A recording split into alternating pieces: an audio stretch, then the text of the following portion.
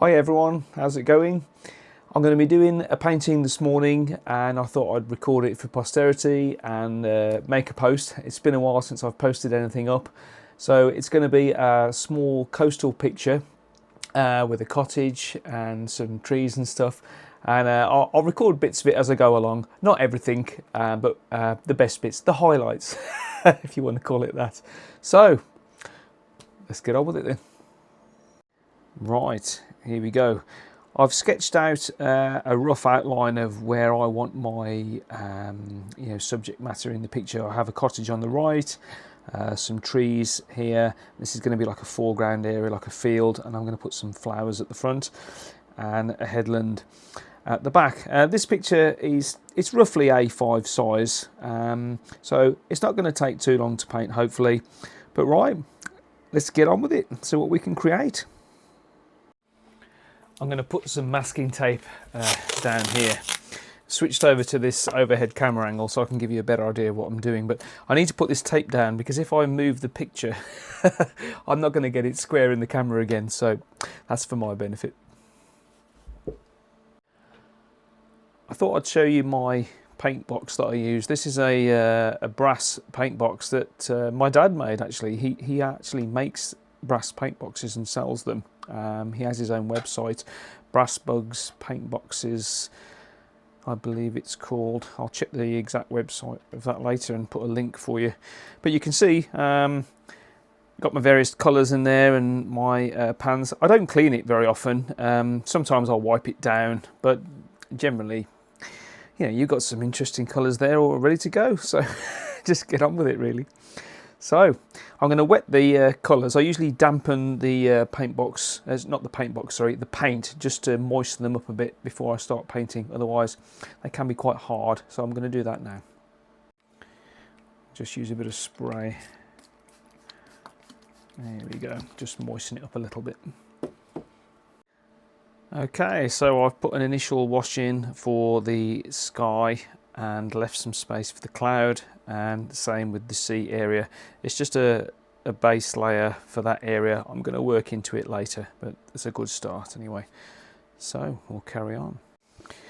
Right, so I've put a layer in at the front to create the grass effects, and I've dripped some paint in here, some red and some browns and some water to create some mottling. It looks a bit of a, well, it doesn't look quite right at the moment, but it will be when it's finished, so don't worry about that.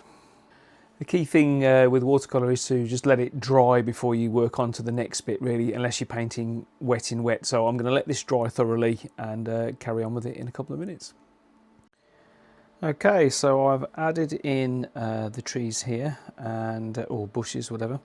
I've darkened up the sea and I've painted the initial part of the headland in there. We'll let that dry and carry on.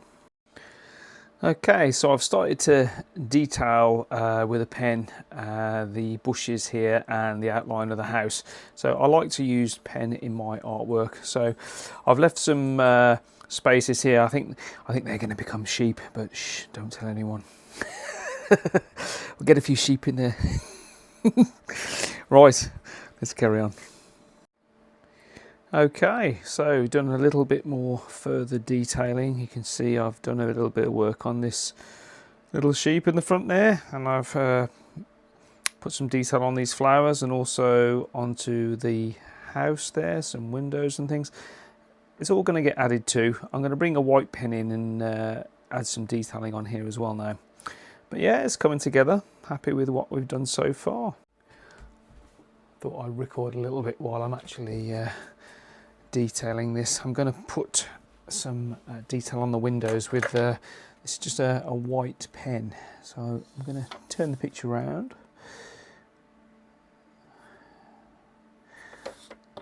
Nothing coming out of it. Get it there. Just hinting at the window panes there, or the window frames, not panes. I can always go back over this after.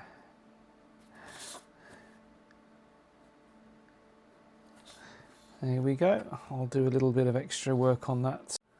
Okay, so going to put some detailing in on the roof tiles here using my pen. Sort of broken lines there, showing the roof slates, or whatever they are, I guess, yeah, roof slates. There we go. Okay, looking good. Need to work on this other sheep though now, so we're going to get him done. Just going to put some white pen onto the roof slates here, just to highlight some bits of it. I like to break it up with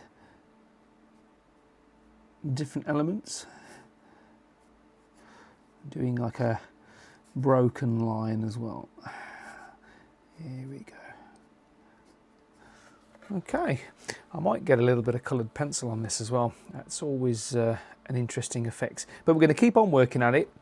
I'm going to pause the videos for a bit and really get the detail done. So no point in showing the whole thing, but let's go. So here's the finished piece. I think I'm going to leave it as it is now. I don't want to overwork it too much, but I've put more detailing on the sheep there, and I've sort of finished off the houses a little bit. I've also put some birds or seagulls in the sky, just to add some life to the picture. Just worked into it a little bit with a pen and added some shadows underneath the sheep as well, you can see there. But yeah, I'm happy with it.